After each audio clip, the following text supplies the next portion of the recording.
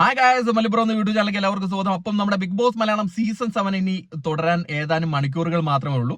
അപ്പം നമ്മൾ ഇന്നലത്തെ ഷൂട്ട് കഴിഞ്ഞപ്പോൾ നമുക്ക് ലഭിച്ചിരിക്കുന്ന വിവരം നിങ്ങളായിട്ട് ഷെയർ ചെയ്യാനാണ് വന്നിരിക്കുന്നത് കേട്ടോ.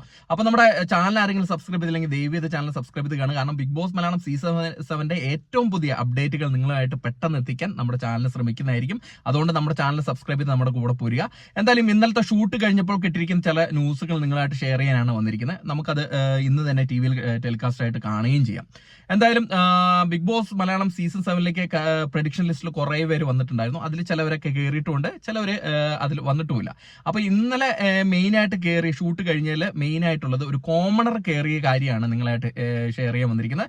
അത് മറ്റൊന്നുമല്ല, നമ്മുടെ മൈജി ഫ്യൂച്ചർ കോൺടസ്റ്റിന്റെ പ്ലാൻ പരമായിട്ട് സെലക്ട് ചെയ്യപ്പെട്ട ഒരു കോമണറാണ്. അത് അനീഷ് ടി ആണ്, തൃശ്ശൂരിൽ നിന്ന് വന്നിരിക്കുന്ന ഒരു കോമണർ. അത് പുള്ളിയാണ് കേട്ടോ. ഇത് കാണാത്തവരുണ്ടെങ്കിൽ അപ്പം പുള്ളിക്ക് ഒരു നെഗറ്റീവ് ഷെയ്ഡൊക്കെ കൊടുത്തിട്ടാണ്, സ്ത്രീ വിരുദ്ധത ഉണ്ടെന്നൊക്കെ പറഞ്ഞിട്ടാണ് ലാലേട്ടൻ ഇൻട്രൊഡ്യൂസ് ചെയ്ത് ഉള്ളിലേക്ക് കയറ്റുന്നത്. എന്തായാലും നമുക്ക് നോക്കാം പുള്ളി ഈ സീസൺ തകർക്കുമോ ഇല്ലയോ എന്ന്. ഒരു കോമഡർ വന്നിട്ട് എങ്ങനെ തകർക്കുമോ ഇല്ലയോ എന്നൊക്കെ നമുക്ക് നോക്കാം.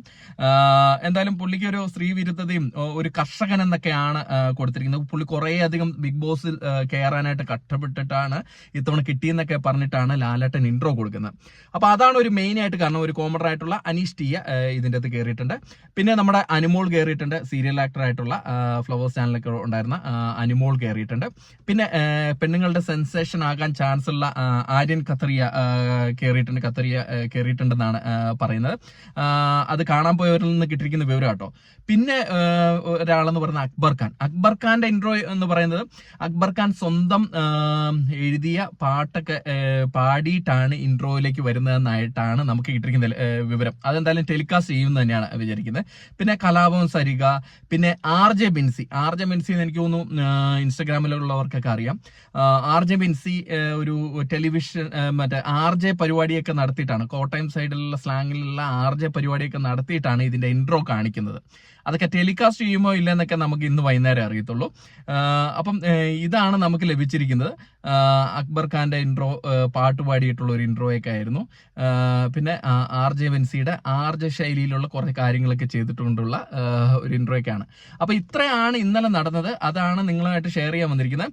ഇനിയിപ്പം കൂടുതൽ പേര് ആരൊക്കെയാണ് കയറുന്നത് എന്നുള്ളത് അപ് ടു ഡേറ്റ് ആയിട്ട് നിങ്ങളെ അറിയിക്കുന്നതായിരിക്കും. അതിനായിട്ട് നമ്മുടെ ചാനലിൽ തന്നെ തുടരുക.